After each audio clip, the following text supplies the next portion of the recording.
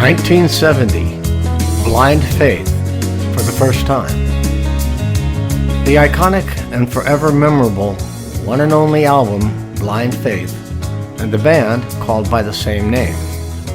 Do you remember where you were when you first heard it? I do. I was coming back from dropping off the first truly heart-stopping girlfriend of my life, Janice, who lived on a sailboat with her parents and 3 sisters at the Pedro McGill Yacht Club.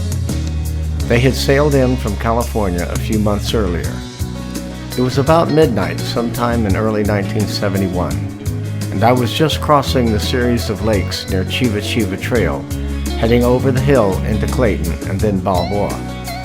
Although the album became available in the US in 1970, I had never heard it. I'm not sure if Nicky the crew chief was on the air that night or if he was even still in Panama, but whoever was running the radio show that night decided to play the entire album for the first time in the Canal Zone, and I happened to have my radio on listening to it. As a side note, I always suspected that Nicky the crew chief was a made-up name, mocking Nikita Khrushchev, the Russian leader of that decade. In any event, just as I was coming down the hill, passing the turnoff to the observatory at Miraflores, the DJ said that he had put a microphone out on the road and that we should toot our horns as we went by to say hello. You may recall that the SCN radio station was right along there.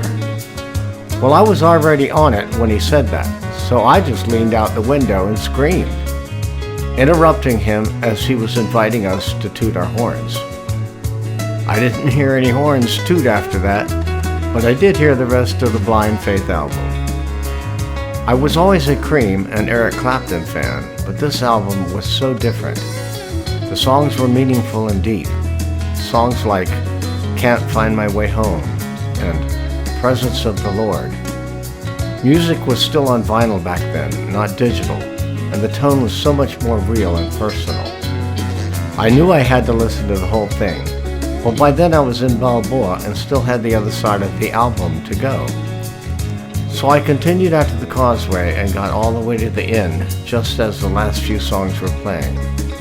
I was a naive high school senior, wondering what was going to become of me in the years ahead. I watched the lights of Panama City as the dry season winds blew through the car and the moon began peeking through the clouds. I wasn't driving my Jeep because Janice and I had wanted to talk and not get eaten up by mosquitoes at the Pedro McGill Yacht Club. When the last song was over, I turned off the radio and just sat there. It was one of those moments in time. I finally started the car and headed back to La Boca. I will never forget that night, nor will I ever forget those songs. And I'll bet Nicky the crew chief, or whoever he was, has never forgotten the kid who screamed in his microphone on the side of the road one night in Fort Clayton, Panama Canal Zone.